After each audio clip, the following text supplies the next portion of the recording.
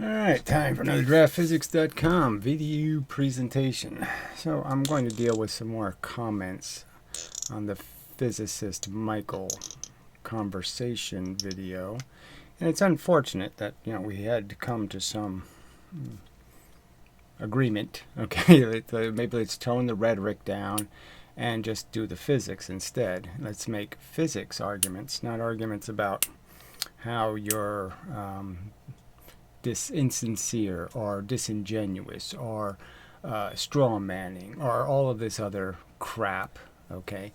It just gets in the way of making actual physics arguments. So as I have said hundreds of times now, I am pleading with somebody to draw a force diagram explaining how a lever works, or draw a force diagram explaining how gravity works. That is, you fall 4 times the distance, it only takes twice the amount of time, and yet somehow you collect 4 times the force.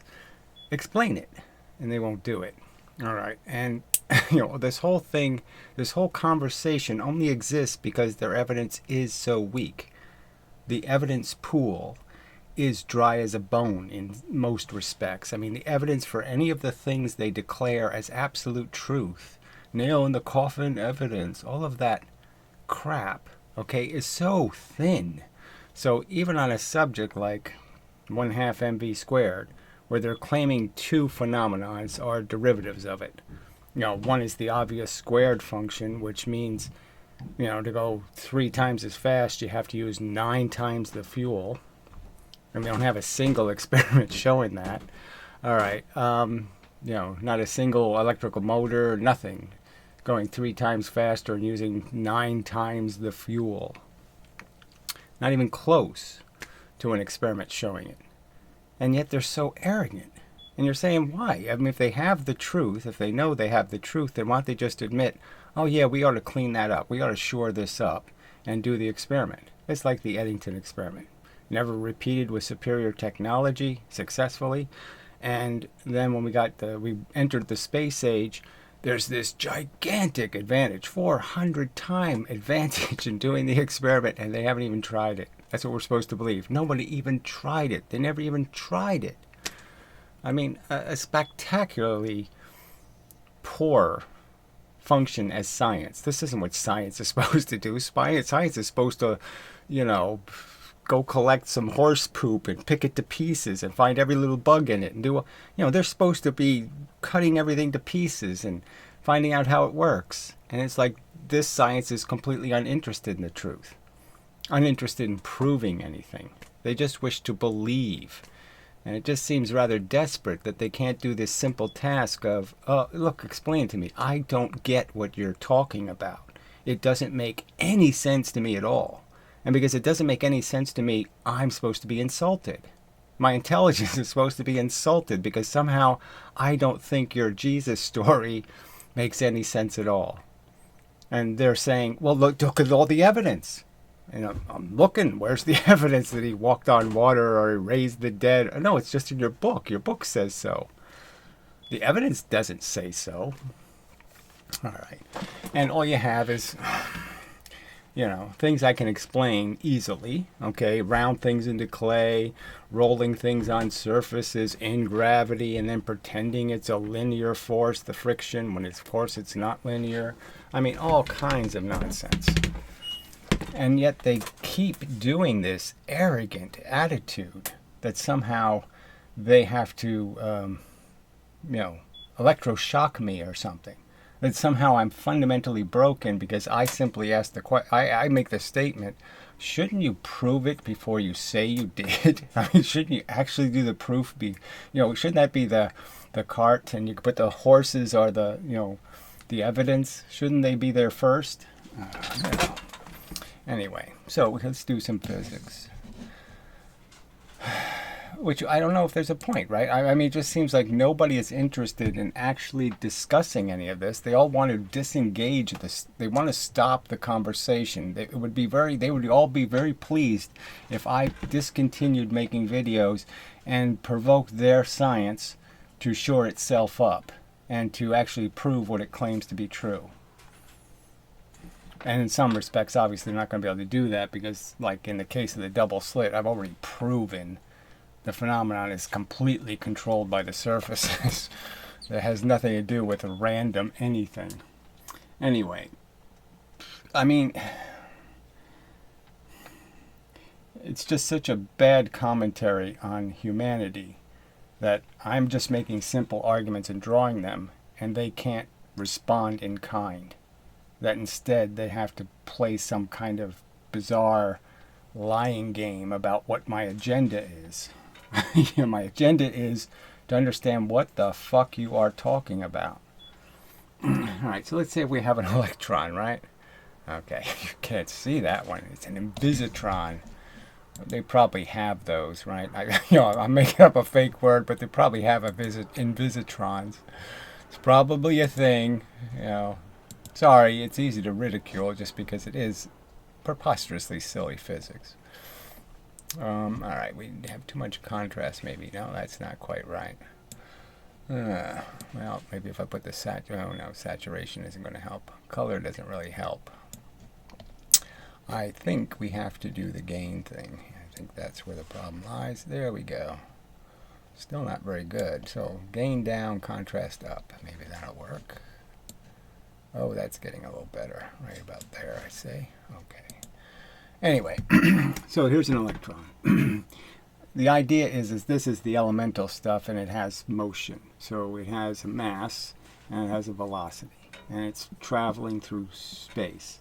And it hits another electron. What is their theory, right? Does it do the Newton's cradle? Or does it do this, because we know it's, does it do this crazy thing, okay, of bouncing off, okay, and then moving this electron with twice the velocity?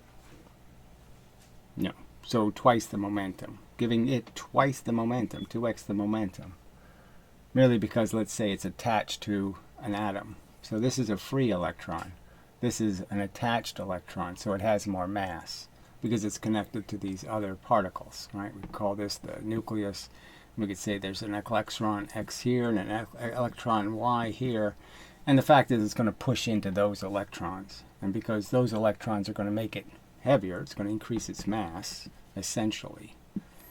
And so now we have an excuse to say, because I push this electron in, I move these electrons with somehow the same momentum as this. So I started with one electron moving in a direction with, say, 100 momentum. And I'm going to finish with this electron still moving in the universe with 100. Yes, it's going the opposite direction, but it doesn't really matter. It's an electron moving. And I'm going to have these two moving with 100. And so every time there's an interaction with matter, I would have to calculate that I'm creating huge amounts of energy.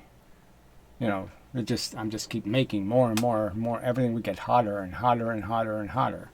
And we know that doesn't happen. We know the energy goes in forms of heat or something. And we know I can't make extra heat. I can't put heat in and make extra heat unless I have something I'm going to explode or something I'm going to break. So unless I'm breaking something, I can't make more. I can't release anything. Right? So if it's just me giving it, that's all I can do is give it. So I've made the metaphor that all this energy stuff is exchanges, like the Newton's cradle. That's all there are.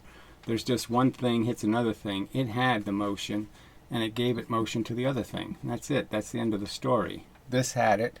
This has it now. And those are the only exchanges you can make in the universe, because that's the only way you can conserve the heat of the universe. If I can make this extra energy, then every time, a single electron hits atoms, there's going to be all this extra energy made. It can't add up.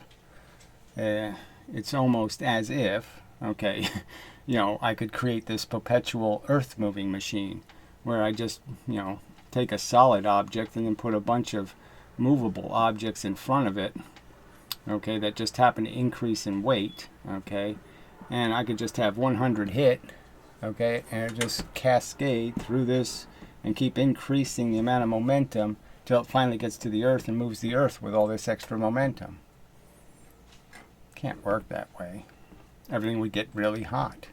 You know. All right, so I'm just saying, draw the picture. How does this atomically work? This mv squared even. Okay, so how does it manifest itself when you hit bowling pins, for example, or you hit some other object? How do I conserve this substance in terms of the velocities and the motion that any object creates when it hits something? Because as I understand it, right, a bowling ball travels, it hits the first pins, those go off much faster, it hits later pins, they go off much slower. All right, and the idea would be is the light ball, because it's going faster, can spray the first pins fast, but it runs out of energy quickly because of that exchange, because it gave away a lot of energy to the first couple of pins, and now it doesn't have much energy left. And the 16-pound ball going half the speed, yeah, it doesn't shoot the first pins as fast, but it hits a lot more pins, and it hits them with more momentum because it still retains its energy. It only loses 8% on the first pin, where the 8-pound ball loses 16%, that kind of ratio. Why is that not a sensible way to understand what happens when a ball hits pins? So instead of explaining why I am wrong, instead of countering any of the actual arguments I'm making, they just pretend they've already done it. It's just so bad. So again, if he's claims things. Physics says. I mean, I could just harp on the fact that in the conversation he said that the balance wouldn't balance, that it would rotate, when I've already done it and seen it, and I couldn't get him to even accept that. So he couldn't even give me the benefit of the doubt that yes, a balance will oscillate, okay, with equal weights, not masses, but equal weights on the either side. It'll oscillate fine, and in truth it'll oscillate with more kinetic energy on one side than the other side, and it's just a fact. There's more angular momentum on one side than there is the other side. How else to say that? It's the same angular momentum, but there's more angular velocity. Can't be more angular velocity. It's either the right term to make is just the fact that there's more energy, because there isn't any right term to describe angular motion. I mean, it's twice the distance it travels. It's just a fact. This thing travels half the distance this thing out here travels. Just a fact. And that represents its velocity. And by the 1/2 mv squared, it means half the lever has more mass moving with more kinetic energy. They have the same momentum, but one has more kinetic energy. And again, I've made the simple 10-ton train, 5-ton trains. Let me just draw that real quickly. I mean, is this so challenging an argument to make? Okay, they have no evidence. Okay, I mean, the experiments have been done different ways, and so I'll draw it the way that in a way is more perfect, because the excuse of the energy disappeared because of the friction or some other argument when you combine the trains. So the more classic example as a real lab experiment is you have a 5-ton, you have a 5-mass cart, and what you're going to do is just drop an extra 5 mass on it. So the advantage of this arrangement is that you really can't, you're not banging things into each other, so you can't make up some excuse about you lost all the energy because of the banging. Because in this example, you're getting the combining energy from gravity. Gravity's giving you the combining energy, and any friction with the track created is just the gravitational energy. It's not using your forward motion's energy in any significant way. It's just using the energy of you dropping it. So there's no any sounds you hear, that's being created by the gravitational portion, the portion you got for free from gravity. So you're not using your energy to make those sounds. That sound is all coming from the fact that the gravity is pushing the object into the train. And the fact is they get very close. I mean, really, it's 99% okay, of the momentum is conserved. 99%. So you basically create a 10 mass, okay, and we'll just say this velocity is 10, velocity going 5 velocity. So you perfectly conserve the momentum. And the fact is, by their theory, 1/2 of all of the energy that that thing had. So you imagine it can actually be a 5-ton train. Just imagine the energy of a 5-ton train. And they're saying half of that energy disappeared, went away. And they're saying that the sounds and whatever sparks you made or whatever heat you made could add up to that tremendous amount of energy. I mean, half the energy of a 5-ton train going 10 miles an hour. They say that when I combine these trains, somehow I create enough deformation and heat and bent parts and sparks and bullshit. And yet I got all of the momentum back. So they're arguing that somehow I can make heat and I don't have to use momentum. Something doesn't have to be moving and hitting something for heat to be created. I don't have to give energy to make heat. I don't have to supply fuel or force to make heat. And I don't have to, I can knock apart and make it fly into space. And I don't have to use something else's motion. I don't have to hit it with something. I don't have to apply a force. I don't have to use any electricity. It just flies into space without using anything called momentum. Nothing that had momentum is making that happen. And that's their theory. I'm just saying, on its face, can't you see how it's almost self-contradictory? How can you say half the energy went into this stuff that you can't see or measure? There are no pieces flying off. There really is no 4,000 degree heat. There really isn't any evidence whatsoever that any of the momentum was used to make a sound or to do a dent in the track or to do a single thing. And yet you're saying half the energy is gone. And it did all those things. It moved things, it deformed things, it crimpled things. Where's the evidence it did any of that? There's no evidence of it. And yet they assert this as some absolute fact that I have to believe, or I'm going to be called names. I mean, I'm sorry, but grow up. I mean, that's not even close to being an adult. And so it's on you, physicist Michael. Okay, you're going to endorse that kind of rhetoric, then you're going to get what you're going to get as a reply. Now I'm sort of thinking he's may already be looking for a way to bail out. So maybe he's just trying to trigger me, okay, into saying something in response. But I'm not going to do it. Okay, I'm not going to play his game then if that's the game. But here he writes this little sermon about good conduct and then basically endorses the people who are guilty of the bad conduct. I mean, it doesn't make much sense. All right.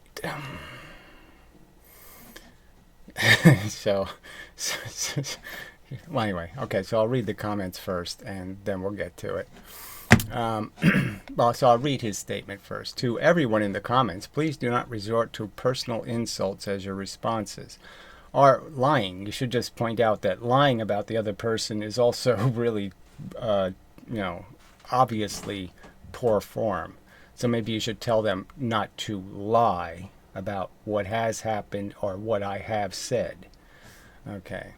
That is not only unproductive, well, it's productive to their cause. So let's not pretend trolling doesn't work. Of course it does.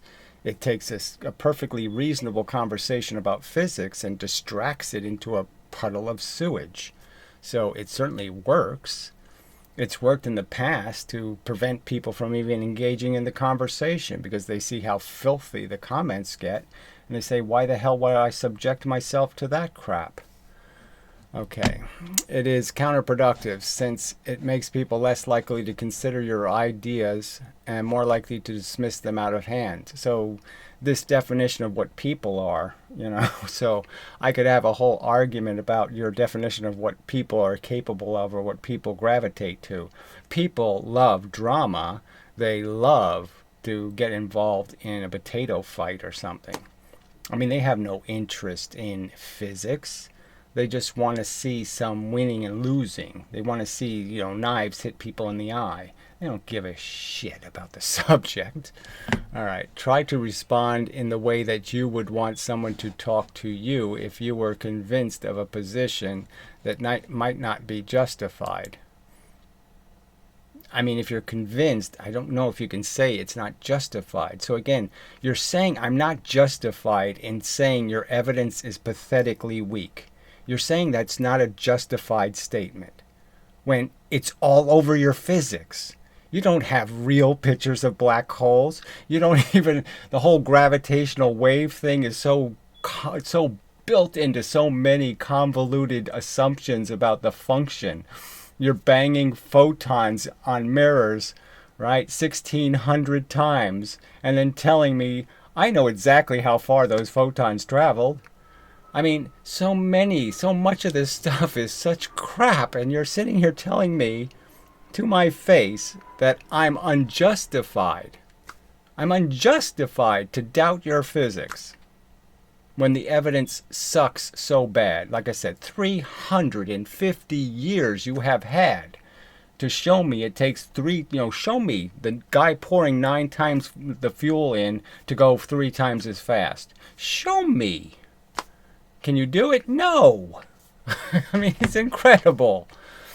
I mean, there's just, might not be justified. Again, you're assuming I'm in this position where I'm going to have a hard time justifying my opposition to your faith. And that's all you have is faith. All right? And a tiny old 1943 film of some guy called Beavis, who stepped over a puddle. I mean, amazing crap, frankly. All right. Anyway, and everyone, myself included, almost certainly holds some positions that might include errors. The point is you can't discount or discredit based on what you think is right or wrong. You have to actually engage in the arguments. And that's the part you people are failing to do dismally. For 2 years, I just say, draw me the lever and explain how it doesn't conserve momentum. Is that too complicated? Okay, I'm saying to you, look, this is your theory. You say half the energy is wiped out every single time. And no matter which way I do this train thing, whether it's 5 pounds or 500,000 pounds, that I'm guaranteed to lose half the energy. Doesn't matter how I do it, I'm guaranteed to lose half the energy. And you say to me, that's your definition of, that seems logically consistent. It doesn't seem logically consistent to me, so you have to explain how it is logically consistent. I want this channel to be accessible to people who don't share my views. The whole question of what the channel is intended to be, I mean, clearly I have in some way or other sidetracked him a little bit from the intention of the channel, which was pretty obviously to just do elemental physics. Redundantly just my opinion, but yes, we've already been there and done the textbook stuff. And what has to be done is the stuff not in the textbook. Otherwise, it's an echo chamber. I think that's what it was going to be. But anyway, and provide rational. Okay, so there's something irrational on its face about me saying your experiments just aren't enough. You have to do better. And you certainly have to do better in the case of the Ian Gosling, where the experiment that proved me 100% correct, he wouldn't show. So I didn't get the opportunity to hear how physicist Michael discredited that experiment and proved that experiment wasn't informative in some way. So, it's a simple enough experiment. You drop a weight onto a clump of clay and you see how squished the clay is. So it seems like it, should have some sort of value. So we never got the critique that somehow it could be that far off. The clay experiment could be that far different than the scale experiment, for example. And somehow you explained how those two experiments could get such entirely different results. I don't think you did any of that. Where I have explained why dropping round things into clay isn't the same as dropping square things into clay. Okay. And provide rational evidence. So again, there's no such thing, really. There's evidence. Okay. Rationality has to do with how you interpret the evidence. All right. And I think it's perfectly rational for somebody to say, if you're going to claim it takes 9 times the fuel to go 3 times as fast, you ought to be able to show it. I think that's rational. That's a rational expectation. You're going to tell me there's Superman. Well, then let me see him do that, faster than a speeding bullet thing, and let me see him bend the steel bar and all that kind of crap. Evidence-based arguments. Yes, well, there are experiments in the world, so I would argue we've had Newton's cradles for a long time. I think if it were actually true that I could swing a ball in and have the other ball move with twice the momentum, okay, and the other ball reflect back, and then the next collision has 3 times the kinetic energy, that somebody would have noticed that and said, gee, that's really fucking interesting. I just put 100 in and I have a collision with 300 in it. But no, it wasn't even curious to any of you. So obviously my argument is I don't think it happens. That's why we don't have a video of it, because it doesn't happen. Okay. For the concepts I'm presenting, if they see insults being hurled in the comments, that'll probably be an immediate turn off. So again, you're saying that turns people off. It's clearly the only way some of these people can get it up. I mean, that's their whole life, is I will, kill messengers wherever I can. They can't argue messages. They can only try to sacrifice the messenger. We see it in the politics all over the place. Disqualify somebody because they have an eye tick. Disqualify somebody because, when they were 16 years old, they said the N-word or some other kind of bullshit. I mean, it's all this assassinate the messenger because we don't want to deal with the message. Okay, so I'd ask you to please not do that. And then you basically just, roll yourself in the barf bucket. These are the worst characters going, okay? This Watto guy, this is a guy called Farley, Mickey Farley, okay? And he has posted my house, images of my house, my family members. He has attempted to invade my privacy in all kinds of numerous ways. A real nasty motherfucker. Okay, this isn't the kind of asshole or psychotic you want against you, because he doesn't care about any civility rules at all. Fair fight doesn't mean a damn thing to this fucker. It's very hard to have a civil debate with Draft. Myself and a number of people have already pointed out to him why some of his kinetic energy and momentum would be lost to moving the lever. So where did that happen? There'll be no evidence of this nonsense. And there was never a claim by me that some of it wouldn't be lost by the lever. I never claimed otherwise or stated overtly otherwise. All I said was, originally the conversation was about doing it in gravity. And frankly, in gravity, you do have a counterweight. So in some sense, you really don't have to worry as much about moving levers. That's why they're so sensitive in gravity. I mean, you barely touch the thing and it starts oscillating. It's because the energy is conserved without you having to do much work on the lever itself. All right. But he yelled at us and banned us from his channel. So can't you read into this, Physicist Michael, that this is a pile of crap? Okay. So, again, this Farley guy, I had to, there's things I've had to do to create security because somebody else lives in this house. All right. And these people are trying to attack that person to get to me.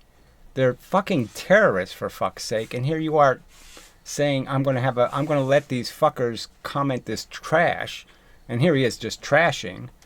And you're just saying, fine, go ahead and talk trash. He's not making a physics argument.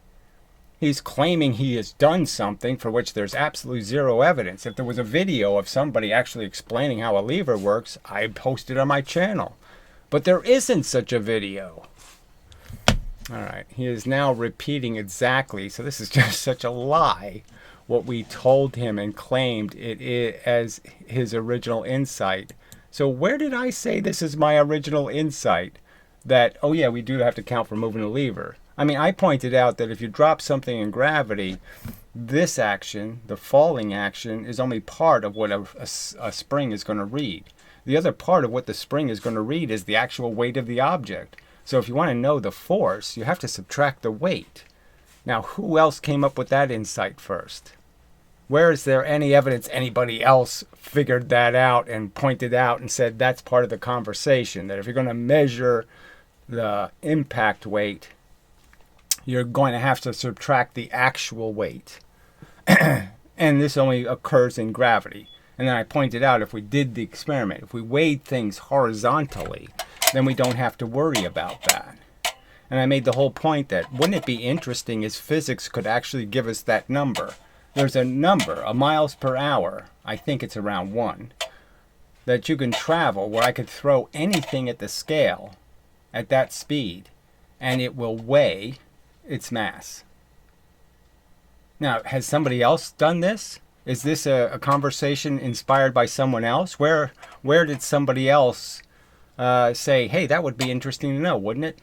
But all of these anti-science people, they don't want to even talk about it. They don't want the subject even talked about. They're not even the least bit curious. And here you are talking to them like these are interested players in this conversation and not just the most despicable kinds of cheaters that exist on the internet. These are the worst kind of trolls. All right, he is now repeating exactly what we told him. Bullshit. Okay, that is what he does. So again, another lie. There's absolutely zero evidence of any of this crap. Okay, so it's all unevidenced claims. So how many unevidenced claims can they make about my character as a human being? So if I let my comment section, I'll just encourage people to make up stories, okay, about how physicist Michael's a thief and he steals ideas and he's so dumb, all he can do is read, the text out of a book and he can't really understand any of it and he just regurgitates what he's been programmed to say. I mean, shall we just pick on you as a psychological case and I'll just make up a bunch of bullshit stories? All right. He yells at people. So what is this crap? I just don't understand. So people, in what point are you allowed or not allowed to defend your territory? So again, if you people could actually make a physics argument, then I wouldn't have anything to yell about. But you can't do it. All right. Anyway.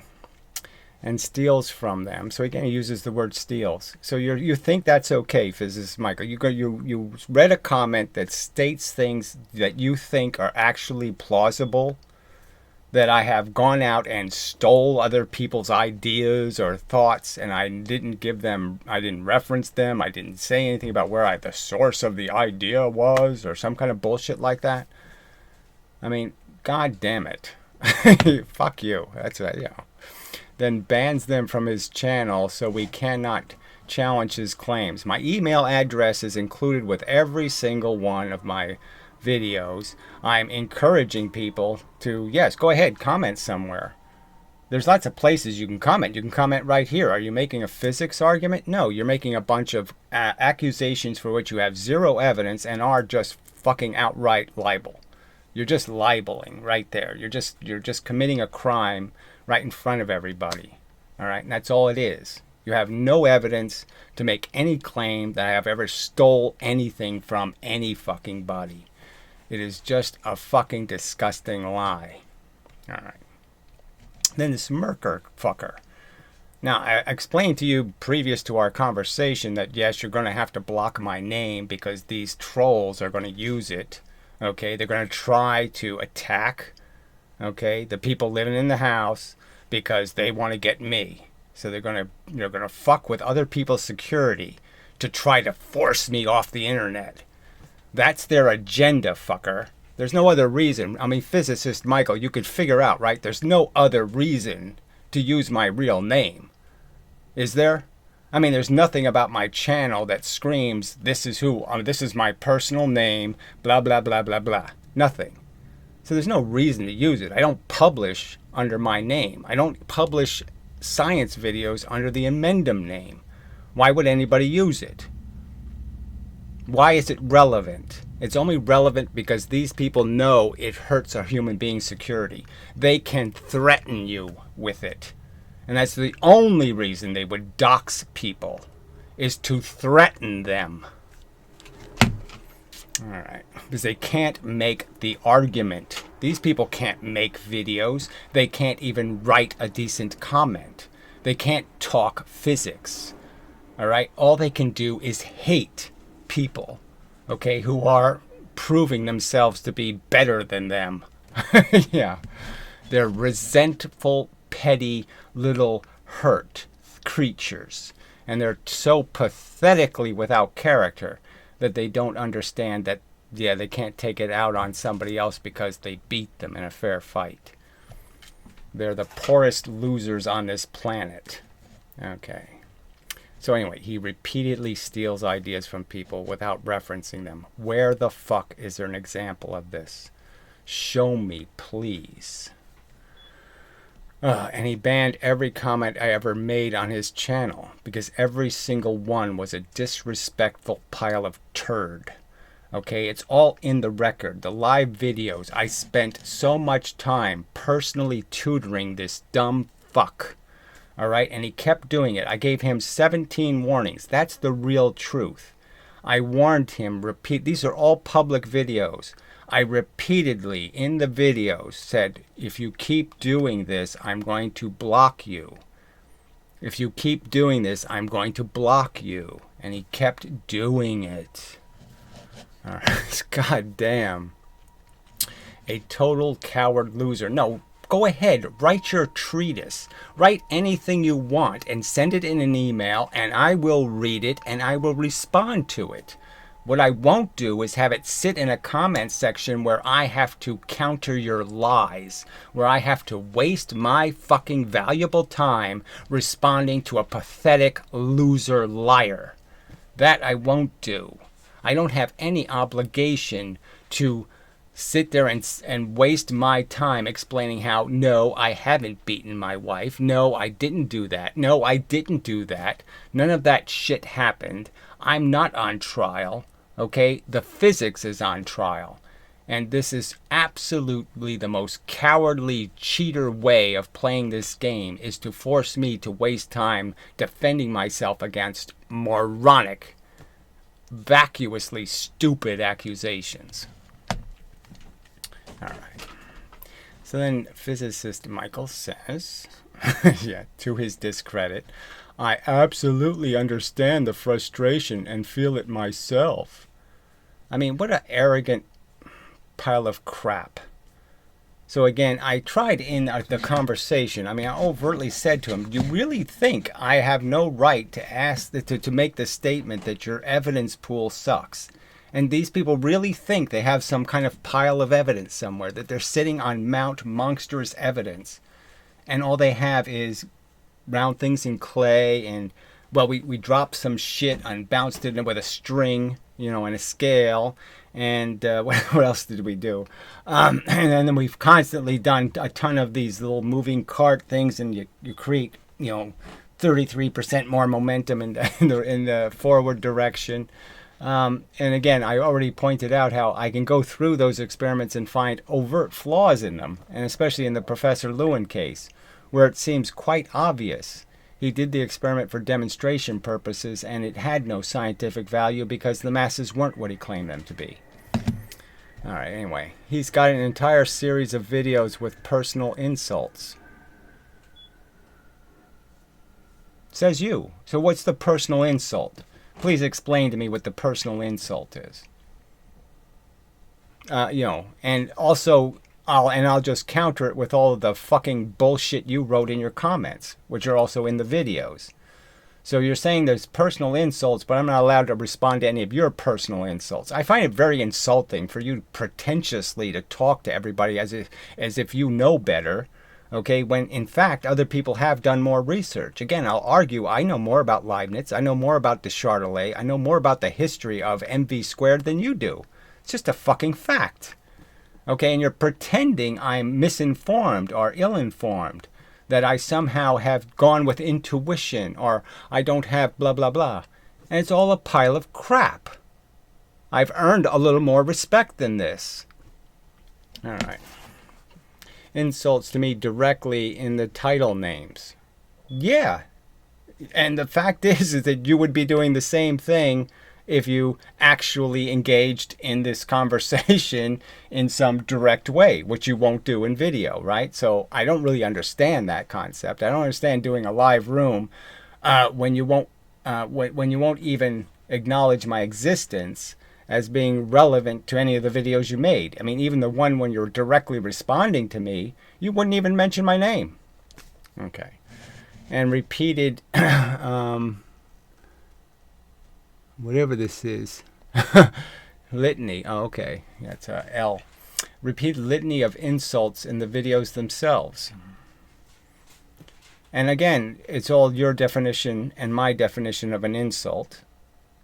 And is that different? Did you find some place where I lied about what you've done in your life? Because I can do that. All right? If that's how you want to up the game. You've defended two commenters who have overtly made statements they can't back up with any fucking goddamn evidence.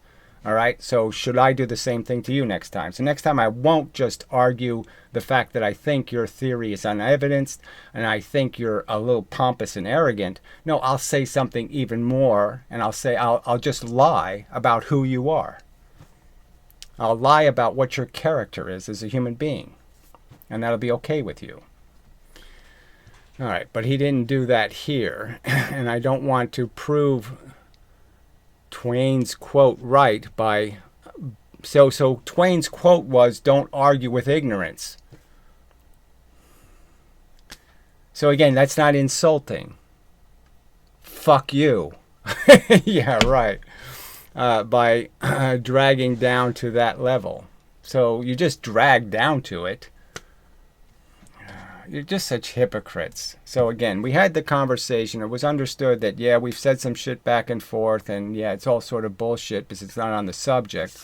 And I would just, again, if he's going to endorse this lying, this pathetic lying, yeah, I'm not going to accept that. Fuck that. I don't have any reason to accept it. Okay, but yeah, for now, I'm just going to say, okay, fine. Play your game, okay? Type your sympathetic comment to these despicable human beings. Go ahead and do that. All right, and we'll just see when we get the deed done here. Then we'll see where that goes. But I think it's all bullshit. I'm making valid claims. You haven't responded to any of them yet, frankly, in any way whatsoever. There's no video of you debunking any of the statements. Now, on the 1-3 ball bounce thing, I'll concede there's a lot of math you have to do, so no, we can slide that one off the list. But go ahead, explain how gravity's not a time-dependent force. Go ahead, go to any one of the other videos and explain how it doesn't work that way. All right, anyway, you're doing just fine, he says. This is Gosling. I did attempt to demonstrate energy stored in a spring. Isn't that hilarious? Why don't you attempt to show the video, okay, of the experiment that came out 100% my way?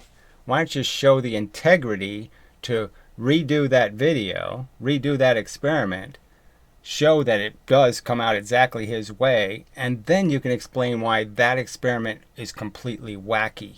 You can explain why everything went wrong and it has all kinds of flaws in it. That's what I'd like to see. I'd like to see you explain how that got such profoundly different answers than your more recent experiments. How it got opposite answers, frankly. You piece of scum. Yeah. All right. So let's see if there. What else is news here? You can think of KE as the amount of work. So this is a more work is just a tiny portion of anything's energy. Work is just what we call the part we want. Everything else we call heat or waste or something else. I mean, work is just a portion of anything's energy. It's not a real thing. It's a silly word in this conversation, frankly, because it doesn't mean anything. It's a tiny percentage of what happens. An explosion happens, and we have a cannonball. And we're interested in the cannonball hitting a ship. And so all we care about is the percentage, the portion of the explosion, the energy, that actually does work on the ship. And then we say, that's the explosion. Well, that isn't the explosion. The explosion did lots of other stuff. It made the cannon move. It made the cannon hot. Lots of other shit happened. An object can do in the process of being brought to rest. So the work it does in the process of being brought to rest. Whatever. So how does that make any sense? You can think of KE as the amount of work an object can do in the process of being brought to rest. Brought to rest by what? Gravitational friction? So it's brought to rest and it goes half the speed after it travels 3/4 of the distance. So it travels 3/4 of the distance and then goes half the speed. And you're going to say, yeah, that makes sense. It shouldn't go half the speed at half the distance because that would be linear. And of course, yes, friction's not linear. I mean, it's just too pathetic. It's not momentum. Whatever. I mean, no, these people are just so fucking... so sorry, too stupid. Also, he appears to have been trying to make sense of this for years. Yes, I've explained that. I took physics as a kid, and as soon as they drew the little wavy photons, my brain said, fuck you. How do photons know how to do all that crap? I mean, it's just too ridiculous an explanation. Ridiculous. It's ridiculously stupid. Okay, and he actually thinks he's got physics by the tail on this one. I've got it by the tail on all of them. All of it's crashing down because it's all a pile of crap. There is no entanglement. There is no superposition. None of these things happen. It's all a fable. It's all bullshit, and it's all piled on almost no evidence. I mean, it is just a religion, okay? You're part of a religion. You're not a science-minded person. There's no reason to take your brain seriously. I mean, it falls for crap because they told you so. Okay, think of how bruised his ego will be if it turns out he's wrong. I'm just saying I can't ever be, it turns out he's wrong, because I've already established gigantic credibility in my dissection of the double slit experiment. The fact is, everything I'm saying about that experiment is absolutely true. The surfaces are controlling the experiment. All of the fringe photons came from the surfaces. It's pretty much a now undeniable fact for anybody who looks into it. It doesn't take much more than a trivial analysis to figure it out. I mean, I've diagrammed it in 10-minute videos, for fuck's sake. It's so simple. All right. If he's forced to confront the fact that he isn't nearly as smart as he thinks it is. So this is just more crap about who cares how smart I think I am. How is that relevant to the fact that first you have no real evidence for any of the crap you're spewing, and yet you claim you have some sort of authority and you can insult people because they don't believe in your God? I mean, you're just such an arrogant Christian. I think to some degree, you're a Muslim, for fuck's sake. I think to some degree you're going to be doing battle with his psychology. So again, more horseshit. I spend 95% of my video time arguing physics. And they spend 99% of their time in these comments insulting my psychology. You're the guilty party. Oh, amazing. and his inability to get over his mental picture approach of physics. The approach is, what do you have evidence for? And also, yes, is it your inclination to believe in unicorns or not? I believe in physics in the sense it should be physical. There are reasons thing happens. Nothing happens because of poofs. Okay, everything has to happen for some mechanical process reason, because the elemental universe is dumber, simpler, cruder than this emergent universe. We are hundreds of billions of times more complex than the rudimentary universe. And that's why my physics is called 2 + 2 + 2. Because it's just demonstrating that the rudimentary functions are dirt simple. I think to some degree you're going to be doing battle with his psychology. Okay, yeah, whatever. He doesn't know much math. So again, this argument about what math you have to know, they're formulas. And frankly, the formulas don't have much credibility. So yes, I'm arguing when they combine the two formulas, momentum equals energy, and then they say then kinetic energy equals energy, and then they make a new formula out of that bastard relationship. All you can do is create a monster, and that's what this twice the momentum in a direction thing is a consequence of. I think to some degree you're going to, we already did all that, and seems unable to appreciate how it forces us to be precise. And the precision is demonstrated where? In Brozo's experiments or Gosling's, or where exactly is this precision? Because I'm not seeing it. All right. About what we are talking and doing. So where's your precise clinical data regarding bent light? I mean, where's your optical pictures of the object being bent, the object being seen in the wrong place? Where is it? Oh, that's right. We don't need it. We can just do the simulation. You're so dishonest. All right. So Jerry Hall, another notorious lying troll.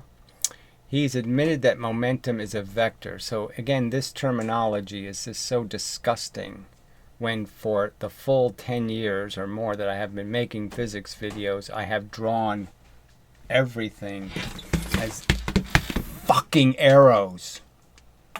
These are called vectors. Arrows are vectors. Everything is a vector in my philosophy, in my belief system.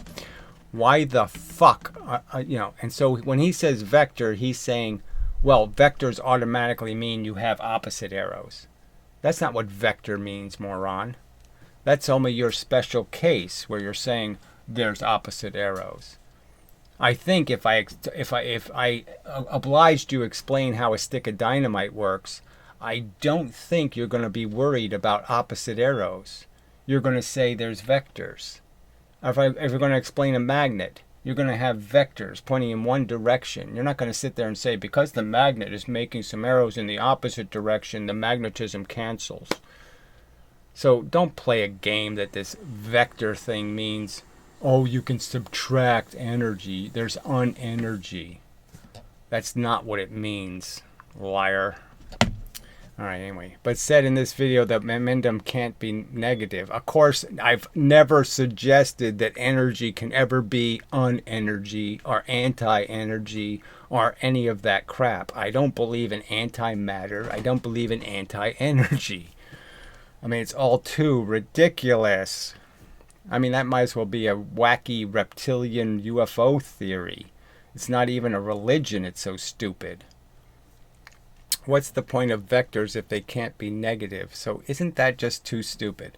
So the vectors of energy for the photon, if you're going to diagnose photons and draw vectors of intensity of the sunlight coming off the sun, you would just cancel them all out because the sun is making vectors in the opposite direction. So all the vectors cancel. Too ridiculous. He doesn't want to realize he's just an average guy with mental illnesses. So, again, this is acceptable conversation on your video. Okay. Yeah. Fuck you. All right. So I guess your little statement about please don't be mean didn't mean anything, but you're not going to do anything about it. Yeah. Anyway, if it turns out that levers don't conserve momentum, then the experiment is of no interest to draft because it doesn't appear to control for what he's trying to control. Well, I'm just saying that you need the experiment has to be done with something that can conserve momentum if you're going to try to show that every time I put energy. See, we'd have the disadvantage that I can't reverse the 10-ton train thing. I mean, I think I can, frankly. There is a mechanism. But I just mean it's not as easy to pull things apart as it is to smash things together. It's a push universe. So things stick to each other easier than they're blown apart, okay? It just has to be a fact of the universe.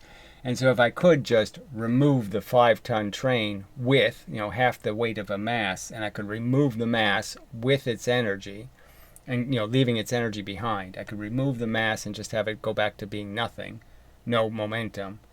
Then you would see the 5-ton train going 10 miles an hour can be made out of the 10-ton train going 5 miles an hour. It's kind of obvious. It just gives away that 5 tons, and now it's a 5-ton train going 10 because it conserves the momentum. I'm just saying that's the experiment we're trying to do. And the lever, okay, if it is reasonably capable of conserving momentum, will be able to show you that because you will be able to make the 5-ton train going 10 out of the 10-ton train going 5. Now, you should still be able to see some of that even if the lever isn't very efficient. But the hope is that the lever is fairly efficient in transferring the energy. All right, anyway. He has no interest in explaining the results himself. So how could somebody even say this shit? I've been drawing it for 2 fucking years. He has no interest in explaining the results himself. What the fuck? It's just amazing. Okay, using his own physics. Just amazing. He's not curious about what he's got wrong in trying to make a prediction. So why is this just about making predictions? Why isn't this about understanding what's happening and the variables that are affecting it? Isn't that the thing you're supposed to be doing? Now, I'm sure, I could just make the argument, if I looked in all of physics, will there be any explanation somewhere of why the de Châtelet experiment of dropping round things into clay wasn't very good as an experiment, in the sense that it's not going to show you the truth? Is there somebody else's analysis somewhere that we can go to where they explain what I've explained, which is, the round things cheat, okay? Because it's changing which way you're pushing the clay. And there's an advantage to going deeper into the clay.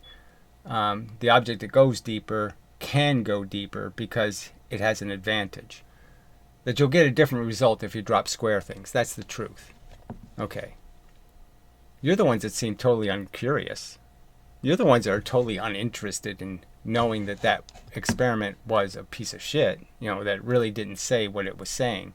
Just like rolling objects in friction. Now, did somebody else explain to you? Is there some other video where they explain that you're going half your speed after you've traveled 3/4 of the way down the track? Which is a huge giveaway that the friction isn't even. That the same amount of energy wasn't taken out of the object per foot. There's no way you could be going half the speed 3/4 down the track if the same amount of energy was taken out of you. Where's your curiosity, lying sack of shit? I mean, damn, amazing people. Let's see. And I think this is entirely because he doesn't understand that KE provides missing information. I mean, it's just, no, it either is a real thing or it's not a real thing. The universe is either made out of momentum or it's made out of kinetic energy. It can't be both. They're in conflict of each other. Every single time you have an interaction between things that are not the same mass, one of them has to die. As the 5-ton train turned into the 10-ton train proves. You have to kill half the kinetic energy. You can't see that? Oh, fuck. You could ask a hypothetical to make it easier for Daft, he says. All of these conversations, or 80% of them, are hypothetical.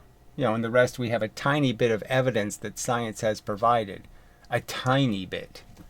Okay, in a collision, there is an infinite number of ways to conserve momentum. So this just makes no sense at all. It just makes no sense at all. The masses can't change. So I don't even understand what you're talking about. So the only thing you can do is change velocity numbers, and to conserve the momentum, you'd have to conserve the velocity. So there can't be an infinite number. The two objects can have any combination of speeds after the collision, so that makes no sense. No, they can't, unless you're changing their mass. Okay, that meet with the requirements of momentum be conserved. So just too silly. And yet nature consistently settles on one outcome. So he's saying this, talking about nature, when he can't show us it taking 9 times the fuel to make something go 3 times as fast. So he can't show us that, but he knows what nature is and how nature works. Ask Daft to account for it. Account for what? What the fuck are you talking about? What the hell does this mean? You can have a collision with an infinite number of outcomes and somehow you conserve the momentum. It doesn't matter what the mass is and what the velocity is, it conserved the momentum. No, it didn't. I mean, too stupid. I don't know. So physicist Michael says, I was trying to make that point at around 2740. So this point is somehow in the video, so I guess I will actually have to click on that. Maybe I should have pushed harder with how his model makes any specific predictions for this. I don't even understand why you have to ask me what my theory predicts when I've overtly told you it's a momentum theory. There is nothing else. How is it complicated? Big M, little v equals big V, little m. Every single circumstance has to account for the M and the V, and you have to explain where it all is. What the fuck can't you figure that out on your own? It's so damn simple. So again, it just doesn't make any sense. My prediction is momentum has to be conserved. Fuck. The total momentum without any anti-momentum. There's no such thing as anti-momentum. But I let myself get sidetracked with his claim that these haven't been done before. So, okay, we have to see this. Where this fucking bullshit, where he claims there's some sort of evidence in the record. Where is it, fucker? Okay, the only thing I see is the same shitty experiment done over and over and over. No variety, no doing anything any other way. No one's ever measured what speed do you have to travel at to weigh your mass. Your physics doesn't even have that answer somewhere. Some basic thing like that. What speed does the pendulum have to go for any pendulum I swing and it will weigh its mass? I mean, simple, elemental physics, completely ignored by you people. Okay, followed by he's seen hundreds of examples. So we'll have to go to the link, right? Yeah, we just have to, because frankly it's just too silly. Where the hell did it go? Time code. Okay, let's try it in a new tab. You can see this, right? No, you can't. Well, you don't need to see comments, but you do need to see the video. Okay, so let's see what this part of the conversation was. Forces, according to my model, these equations should match. It gives us information. All right, so this is where he actually, talk about changing the goalpost. So he wrote an equation down here, and then, I pushed a little about angular momentum and that there's no correlate to angular momentum where you talk about angular kinetic energy. And then he just said, oh yeah, I just square the R. So he uses this formula and then he squares the R and says, well, that's the new formula. I mean, yeah, too silly. So there's absolutely nothing here but just a simple momentum. All that's in this equation is momentum. All right, and obviously it's basically saying that a 5 mass on the outside is the same as a 10 mass on the inside, and that's what it's saying. But it is not sufficient to fully identify what's going to happen to this system. We need. Yeah, and so the other term is this is the who could get in trouble because you have to also deal with the fact that the lever has mass and you have to deal with the mass of the lever. But again, that term can be a minimal term if you can do the experiment under ideal conditions. So this is really the equation. And it's basically saying that, yes, a 5 mass on the outside is the same as a 10 mass on the inside. Need some additional information, and that's where energy comes in. I would just simply argue that these are all experiments should have been done a million times by now, and we should have explicit answers for every single one of them. I mean, really, this is what physics is, right? I mean, Newton did all this shit, okay, and we didn't have video cameras back then, so he couldn't record all of that, but he spent hours and hours doing this shit. Descartes spent hours and hours banging things into each other.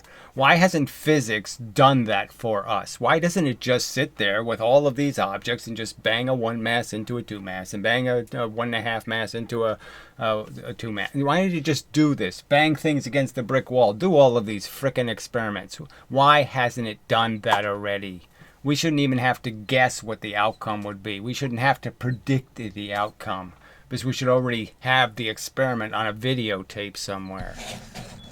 Oh, this is such bullshit. We should know what exactly happens when you hit a 1 pound object into a 2 pound object. Okay, so I already made these arguments. I mean, amazing that he links to a portion of the video where, yeah, I've already made this argument. You can't figure out what my prediction is. I've only made it over and over and over and over.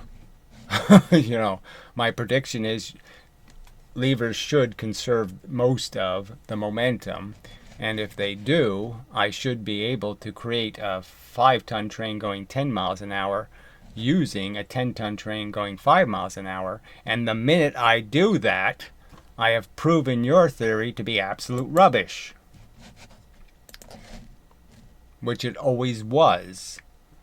An unevidenced pile of religious rubbish.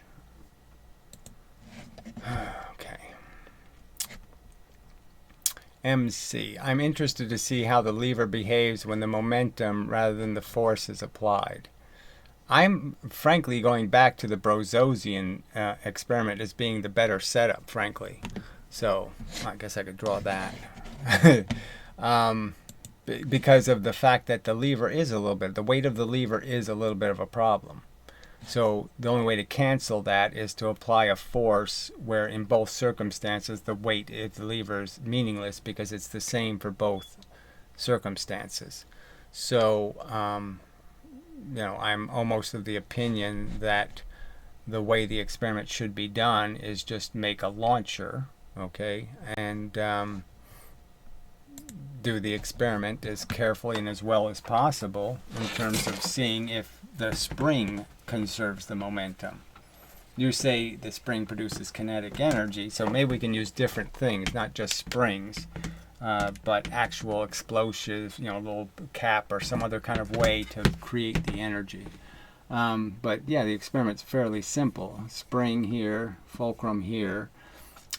You compress the spring with the same amount of force, so you bend the lever the same amount, okay, and lock it, and then you quick release it as best as possible, and then you just fling the 2 mass and you just fling the 1 mass, all right, and you see which one, okay, does what. And he did the experiment and he got 19 and he got 19 seconds, 19 frames and 11 frames. Okay, pretty close to 2 to 1. Pretty close to twice the velocity here. So half the mass was here, twice the velocity, one mass, half the speed. Twice the velocity, half the mass, twice the mass, half the velocity, equal. So maybe this is the better experiment, just because then you don't have to worry about the weight of the lever, because both of them will have to, whatever the force is, will have to move the lever in both cases. All right.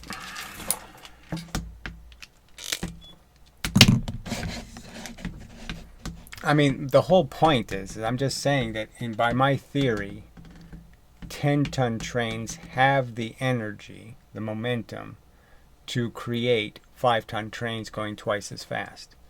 They have the energy, the momentum to do it. So they should be able to do it. We just have to find a conversion device that allows the momentum of the 10-ton train to be consumed and then put into the 5-ton train. Now maybe you could do that with a generator, and you could extract the energy from the 10-ton train and then apply it to the motor of the 5-ton train. Maybe there's some other way to do it, but I'm just saying that's really all we're looking for, is a way to take energy from something that weighs different than some other thing and put the energy in the other thing, all of it, to prove they're the same. We need a way to take the bullet's energy and put it into the gun, and then you can show me that it's 2,000 joules of energy, when the gun says it's only 2. The gun's recoil is only 2 joules. The bullet has 2,000 joules. The argument is, because there's some way we can show you a bullet going 2 joules or a gun going 2,000. Is there some way to take the energy from the bullet and then give it to the gun and show that the gun actually is doing this fantastic, that the bullet actually has more energy, that it has more watts? Is there any way to take the watts from the bullet and give them to the gun? Because that'll prove the case. As soon as I use the 2 joule gun energy, the watts the 2 joule gun has, as soon as I use its watts to make the 2,000 joule bullet, then your theory's out of luck. Okay. All right, I'm interested. Okay, so reasonable enough comment there. Gary was unusually calm, so it's more bullshit. 90% of my interactions, even as live conversations with people, are perfectly calm. So I don't even understand that rhetoric. And what is your problem exactly? What is it that is angsting you so much that you are so concerned about the calmness of a video? Oh, God, this is such a pathetic conversation. Perhaps it struck him the right way to have a conversation with a real physicist. I only have been pleading with it, the opportunity, to have them respond. And obviously I couldn't get to all the subjects and I couldn't get to all the questions because we had to just waste a lot of time talking about this one specific experiment. But I did throw little I threw little shots in. Why haven't they done the Eddington experiment 400 times? Better resolution from space. And we're supposed to believe it was never even attempted. So all that time on the space shuttle, all that time in the space station, all those satellites, they've never even attempted it. It takes 5 minutes. And a mediocre camera. It made him feel like somebody. Fuck you. Till dead, really. Most of us are blocked on his channel because we are too small for him. That's not the word. You're too small in character. You show no integrity as human beings. You are lying sacks of shit. I do not go on other people's videos and comment with a bunch of lies and rude crap. Now, if I was a rude crap commenter, you might have an argument, but I'm not. I don't think you have a right to comment recklessly and sloppily.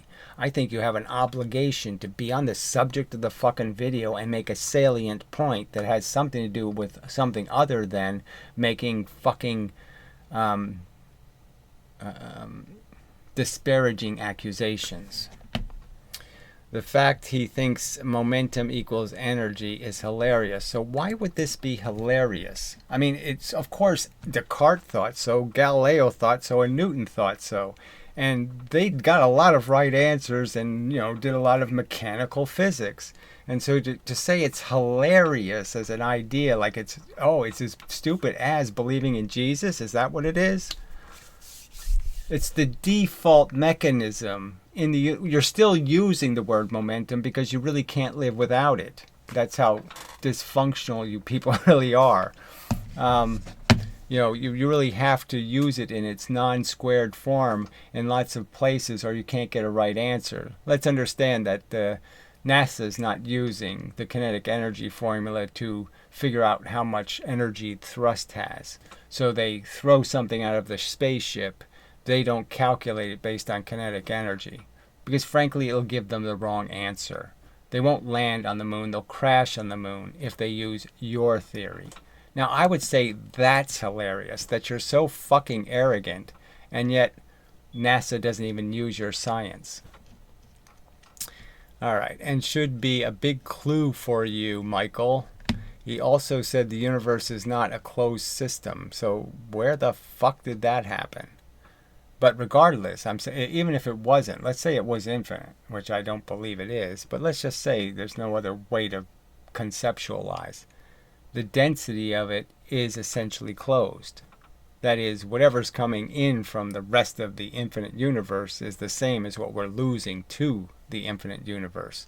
So it might as well be closed in the sense that there is no non-equilibrium. We are just trying to help you not waste your time with his chittin, with this cretin. Okay, so again, this isn't the same comment, and the same commenter making more than one derogatory comment on your video. And again, containing nonsense, frankly. I mean, more false accusations and this idiotic notion that somehow it's a waste of time for physics to have to be challenged. It shouldn't be challenged. Faith shouldn't be challenged. Catholics shouldn't be challenged. Muslims shouldn't be challenged. Nobody should be challenged.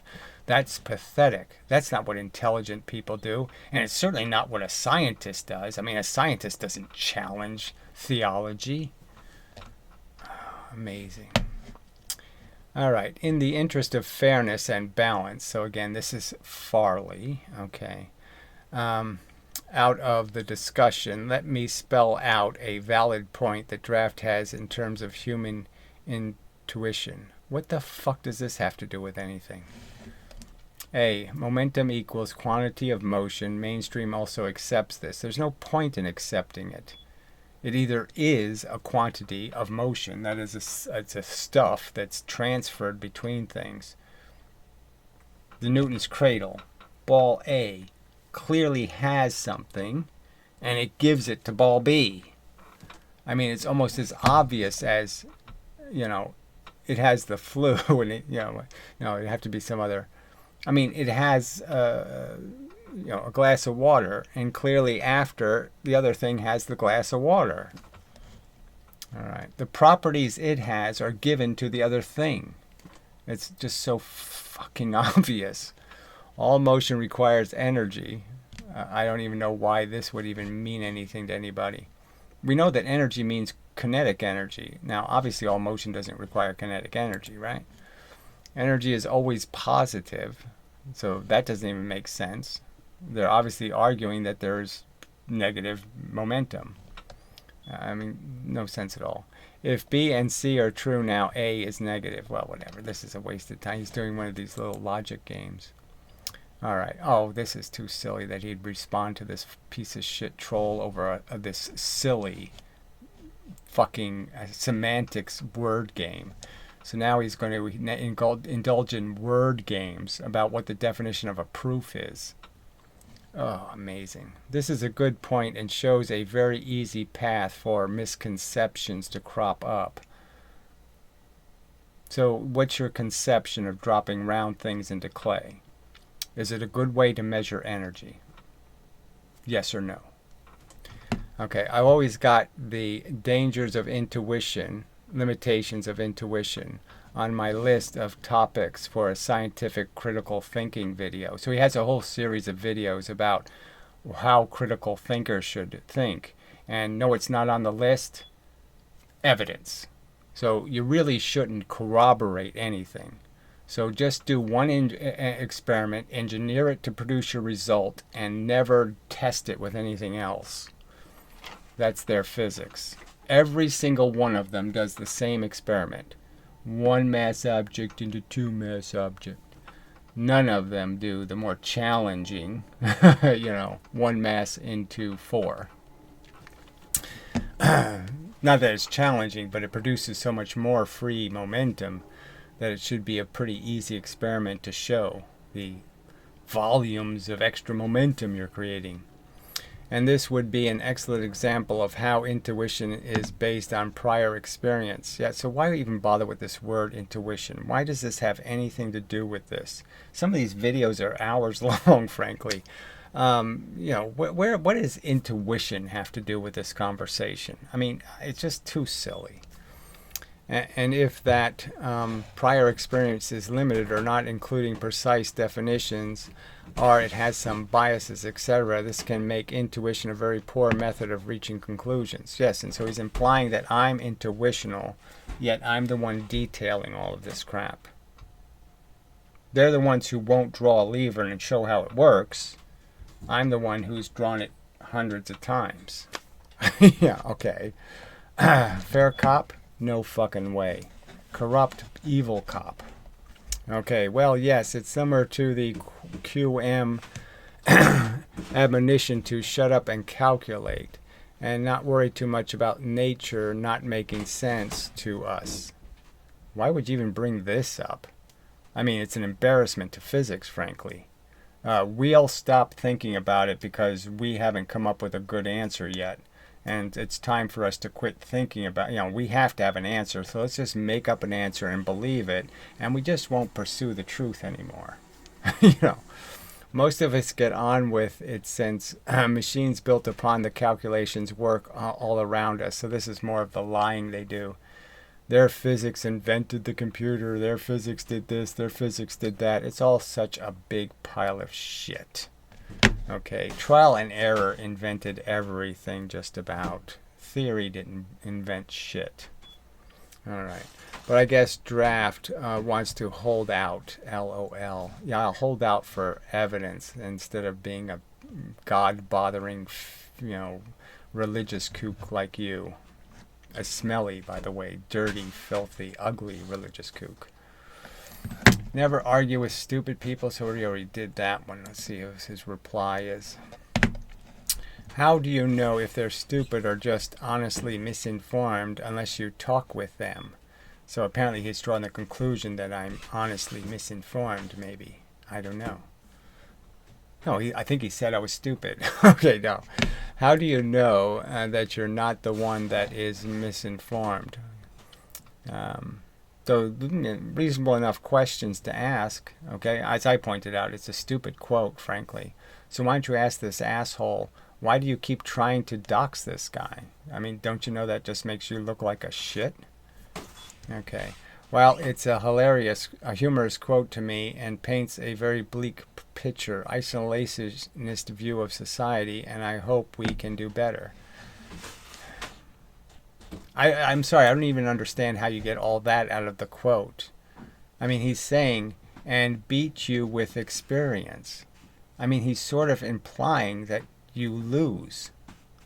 And you lose because they have experience. So this idea that, stupid people are stupid might not be too bright because they have real world, real life experience. They're not elitist cunts sitting in ivory towers pretending to know something about reality. All right, well, whatever. I've communicated with this person over many months, years, so whatever that crap is. You've communicated me in no other form but you're trolling. I'm just trying to save you wasting time. So what is the waste of time? They're physics subjects. Again, these are all people trying to end the conversation. They don't think the physics needs to be shored up or tightened up or any of that shit. They don't want you. Isn't this exactly the reaction of a Catholic? Let's just execute the heretics. Let's shut them up. We're afraid of the theory of evolution. Let's burn them at the stake. I mean, it's so obvious they're cowardly. It's so obvious this asshole is afraid to defend his nonsense. Okay. With fruitless arguments with people who are not interested in a respectful and open exchange of ideas. You do you. Whatever the fuck that could mean. All right, and so he says there he's going to play the game. He's going to respond to trolly crap like this. I appreciate the warning. So when somebody warns me that PhysicistMichael is basically an inverted retard and blah blah blah blah blah, I should play along. But I appreciate the warning, but DraftScience is not my primary audience in this video I've been making, in the videos I've been making. Well, clearly I have generated some portion of your audience, so I'm helping you get off the ground. No doubt about that. But yeah, I don't think in the end this is going to be good for you, just in the sense that I don't think you're right. And I don't think you're going to be able to win the argument. I was planning these video series before I even knew he existed. Yeah, and we already saw the quality of the content. It's the standard textbook bibble babble. So we saw that with the two-slit experiment. You didn't even pay attention to the envelope pattern. You didn't pay attention to the double maxima. You didn't explain any of it. No theory explaining why it's there. You showed us images. See, it's just like this, when it's not just like that. The comparisons weren't just like. Let's see. This lever example is a good case study. And why should it be, right? This is the miraculous part. Levers have been around for thousands of years as tools. And here we don't have any diagram about how they function. Nobody's bothered to explain or prove or show, demonstrate them functioning. Isn't that just too fucking miraculous? I mean, we actually have to have an argument where we can't be sure. And we have to sit there and say, well, do you think it loses half its energy or does it not lose half the... Well, have to have a conversation about it. I mean, shouldn't this already be a known fact? This is how bad their physics is. Okay, case study of designing an experiment, applying scientific critical thinking, and comparing competing scientific models. So he's just obsessed with this. No, what you should be doing is creating evidence. Okay, and maybe some of the viewers that think DS might be right will watch and reconsider their positions and methods. So again, and maybe I'll say the same thing. Okay, that some of your viewers might get a clue that he doesn't have any answer to the points I've made, that he won't draw the lever, he won't draw the force diagram, he won't explain how gravity works, he won't do any of that. He won't explain how gravity's not a time-dependent force, completely controlled by time. How long you're falling in gravity will completely control how much force you collect, and has absolutely nothing to do with distance. Only incidentally can it have something to do with distance. The primary cause of your force acquisition is your exposure time. Just like sunburn. It's how long you're in the sun, not how many feet you walk in the sun. Okay. This is a good way to think about it, which is why I make comments on YouTube. And make my inquiries on scientific related topics. These are just... He hasn't been on a subject or saying anything but crap. And every comment I've seen from him has been incomprehensible shit. I'm an old dog. Well, maybe that explains it. You're that old guy. That old guy who was full of shit a while ago. But even I can learn some new tricks now. and again. Some people just need to knock it off with the whatever this emoji. So he uses four emoticons in one fucking comment, and just be chill. Oh, okay, he's doing his little chill thing. Barf. After reading the title, okay, so we know that one. Piro, spin launch will never work, a prediction. So of course it will work for, missile launches, so it depends on what you want to get into space. If you're not too particular, okay, about, just sending some lead bars into space, it probably will work. I mean, the theory is sort of sensible that you're really just saying if I increase the takeoff speed, I can get into orbit quicker. That means I fought less gravity. So that part makes perfect sense. But the very fact that something has to go through the atmosphere really fast, that means it's going to burn up, and you have to create insane G-forces to get it going fast enough. Well, yeah, those are real downsides. You can never launch an animal or a human with a device. Anyway, I don't think it's a good idea either, but someone put a lot of money into it. Yeah, you do wonder about that part of the equation. But really, like I said, there is a lot of satellite launches that are, the stuff could take it. So in fact, you could get it into space cheaper, okay, by launching it faster. All right. You indicate you are considering an elastic collision only. So I think we read that part. Okay, so let me go down here and see if there's anything worth. All right, this is much later, so no points. Just to add more data points, consider these quotes from the latest video. Let's see what kind of out of context this will be. Yes, exactly. No, I have inelastic in mind. Why would I want something elastic? So I don't want something to bounce. But inelastic implies something that crushes, and I don't want something that crushes, obviously.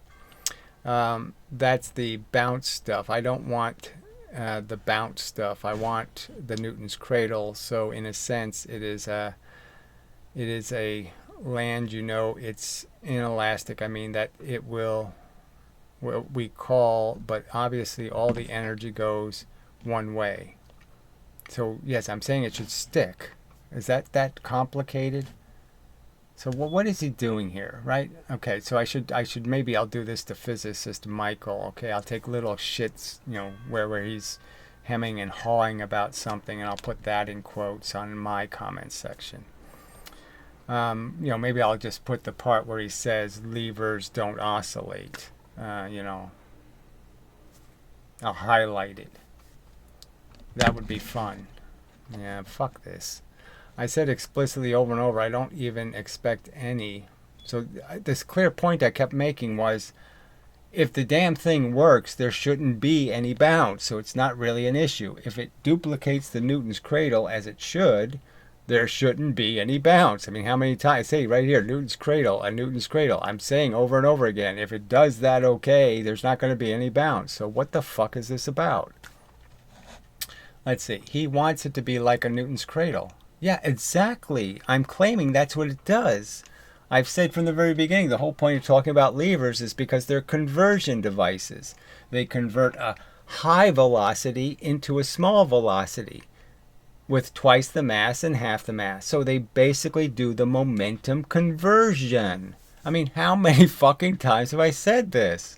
That's the whole advantage of the damn thing. Just like springs, that's the advantage. You can compress a spring really slow, or you can compress a spring really fast, and you can produce the same outcome. You can release it on a light mass and get high velocity, or you can release it on a heavy mass and get low velocity. What the fuck? You can't figure this out yet? All right, which indicates to me an elastic collision, but then I understand doing both. So why don't we just say you don't want... it's elastic, but not with a bounce. So it's just, I mean, what do you say? It's hard elastic, not rubbery elastic, not spring elastic. Okay, well, anyway, too stupid. Not super elastic. All right, waste people's time. We won't bother with that. Let's just make sure that Michael didn't say anything to that crap. You know, those stupid Brozo statements. Brozo. God damn waste of carbon. All right, so we won't bother with the old man who typed 17 comments. We already did that. Then we have the troll. Oh, a Piro comment. Let's see what kind of crap Piro was talking. All right, the thing about the lever is that every oscillation, the object goes from zero momentum at speed zero. Goes zero momentum at speed zero. Okay, at the peak of the oscillation. Then goes up on the way to horizontal. Has maximum momentum there. Yes, it's always in the middle that has maximum. Just like the pendulum, it's the maximum right there in the middle. Okay, there. Then starts to slow down. We all know that kind of crap. How is this conservation of momentum? I don't really understand what you're saying, right? It's just too stupid. There's obviously something about the lever where the fulcrum is basically imbalanced. So there's more lever on one side than there is the other side. So when you tilt it up, there ends up being more lever on one side than there is lever on the other side. And that's why it falls in the gravity, is because there's more mass on one side than the other side. The momentum oscillates from max to zero to max to zero and so on and whatever. Yes. And it's always going to be a slow oscillation. You can't make it oscillate, faster. You can't, so it's always the same energy it's oscillating at, because it's always the same amount that you're really making it imbalanced by. You can't, it's not really doing the experiment. The experiment is to put another force in that forces something to move much faster. You're just oscillating between two modes of the lever. The lever's mass is switching sides. It really doesn't have anything to do with the force you put in. It's stored as potential energy when its momentum gets to zero. So this is all mush. Momentum is not conserved during oscillation. So of course all oscillators have to conserve the momentum. So that's just absolute nonsense. The whole point of an oscillator is basically saying you're throwing it from one side of the boat to the other side of the boat, to this side of the boat, to that side of the boat. If the oscillator is uneven, it has to move in space. So if I don't oscillate with equal mass, then the whole lever has to move. And clearly in the one I made, it would move if it was imbalanced. It would wobble all over the place. Energy is from potential gravitational energy to kinetic energy. This whole idea of potential gravitational energy, again, is such poor science. It's a stream. You put a boat in the stream, right? So you don't say potential stream energy. Come on. And kinetic energy and back and so on, leading to varying momentum. So he doesn't say anything in this comment. It's just such a useless pile of tripe. That is not what conservation of means. Clearly conservation means you have the same amount of water. You pour the water into a machine. You pour it over here. You let it go through the machine. And the same amount of water comes back. And you call it conservation of water, because you got the same amount of water back. That's not complicated, you fucktard. Oh, man. What a dumbass. All right. Blah, blah, blah. So this was the old comments that we already done. And let's just see if there's anything in here that's any... No hope. Brozo. Ugh. All right. So that's enough of a video. So we'll just see how it goes. Get the experiment. See what happens. And see where the conversation goes from there. We still got the spring weight thing. We still got lots of stuff to challenge. And again, I would argue that so far the experiments are limited. The evidence is meager, and it needs to be beefed up a lot before they can make any assertions about what has been proven. And again, the big giant elephant in the room missing piece of evidence is any evidence suggesting it actually does take 9 times the fuel to go 3 times as fast. Nothing even close to indicating that to be the truth. The chat still isn't showing up. Interesting. Let's see. Live chat. Yeah, it's still not there. All right, anyway, I don't really want to read that because that's just probably putrid. Ah, I forgot to put it back on the screen. Yeah, well, whatever. You can just, there's no point in trying to read along anyway. So anyway, till the next time, it's such another long video. But that's the problem. See, it's really easy to throw stones, really hard to put a band-aid and, tie, stitches, do all the work to fix the stone throwing. It takes time to defend yourself from easily thrown accusations. And that's unfortunate. And that's part of what they're taking advantage of. It's easy to lie. Telling the truth, explaining, that's hard. They can't build anything. All they are is, wielding their dime store sledgehammers. All right. Till next time and such.